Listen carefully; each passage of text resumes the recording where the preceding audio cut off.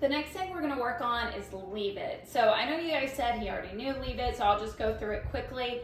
But when he came in, when I was doing the exercise with him, he was trying to go for the leave it. So, you know, part of what we wanna realize is just because he can do it in one environment doesn't mean he'll do it in all environments, right? And that's any of the behaviors.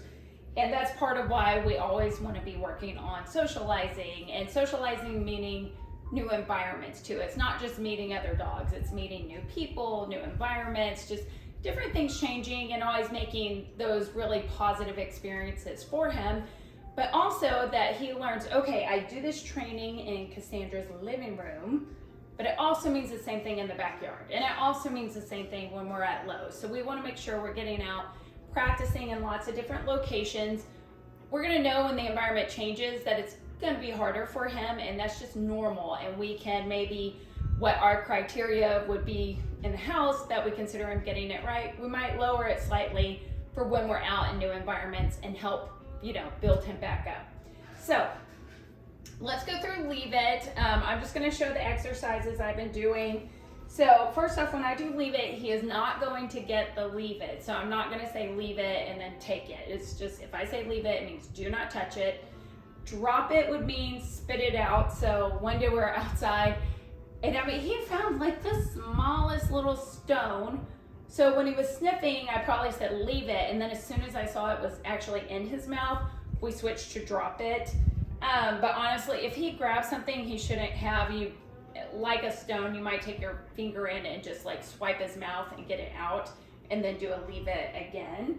So, you know, he likes to try to find little things to steal. We have little shiny rocks in our fireplace. We have to practice leave it. So if I see him walking over there and starting to look through that, I'm gonna tell him leave it.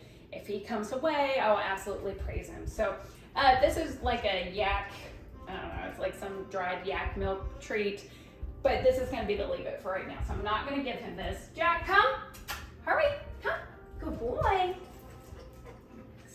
Too much talking. Okay, thank you. All right, so exercise 1, we're gonna put it in our hand. I want him to back away, look at me. If he lays down, that's fine. Leave it. Yes, perfect. So he backed away, gave me eye contact. So that's exercise 1. I can also move it around. This to me is our foundation behavior for leave it. Leave it, yes. Good, I could switch up and do a handful of food. Leave it. Yes, right, so leave it, whatever it is. Looking for him to back off and look at me.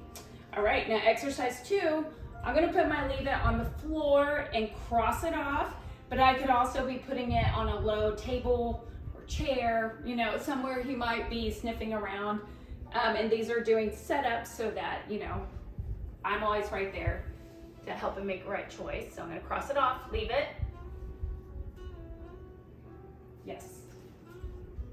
Okay, so in the next one, I'm gonna back up a little bit. Let's see if he may go for it again. Yes. Good boy.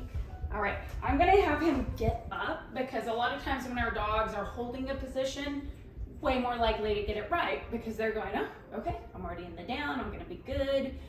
So if I get him up and moving, more likely that he might go for it. So let me get him up. Touch. Good boy.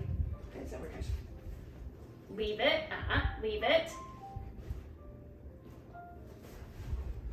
I'm gonna get, so we're testing, that was harder. Leave it. Put himself in the down. Yes. But that first one, he was like, oh, I think I will go for that. I tossed it down, that made it a little more exciting. He was standing. All right, so you can see the difference. So we just want to keep working with him. Touch. No, touch, yes. Since it says kibble, I'm usually giving him like 3 little pieces or so. Leave it. If he started to go for it, I might block it with my foot, but I'm crossing it off. So I'll use the example on my couch. I have a place where I put my cup, but it's perfect height for dogs his size. So if a dog was coming around, I might go leave it talking about my cup, like don't touch my drink, don't stick your nose in it, and I'm just giving a clear signal. Thank you, good boy. All right, so our last way we're gonna practice is I'm gonna move him around, I'm gonna drop it and block it with my foot. This is the hardest for him. Okay. I always wanna set myself up to get it right, so I'm not gonna drop it right in between us. I'm gonna put my body, yes, all right, I'm putting my body in between us just to help. If I need to jump on top of it. If he does grab it, I am going to go in his mouth and get it. It's like, even if you eat it, I'm not gonna let you enjoy eating it. He really would like to eat this. Leave it. Yes. Leave it.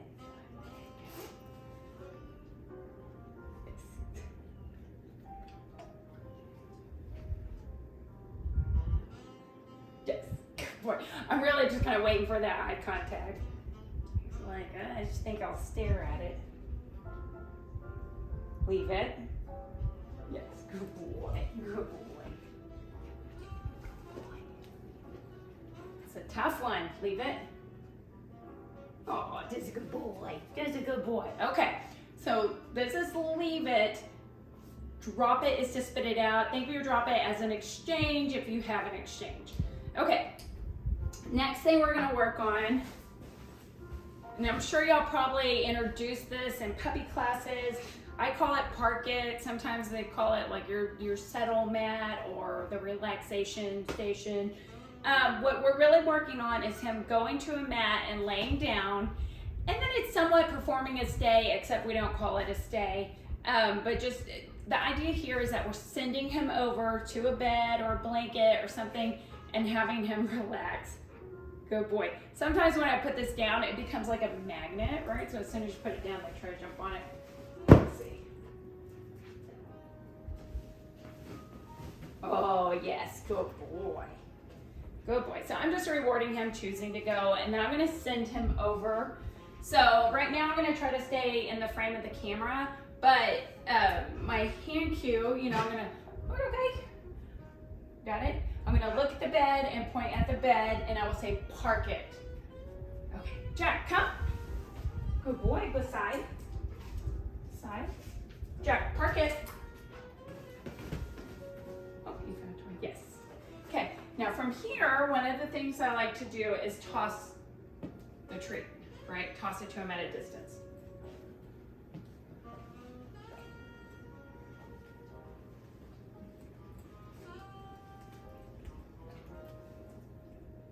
Good. You know, all these behaviors, it's like, where did it go? As he gets better, you can put more duration in between when you're feeding him and really build up him holding the positions before you reward again. But remember, this is also his breakfast, right? So he's working for his meal. Yes, good boy.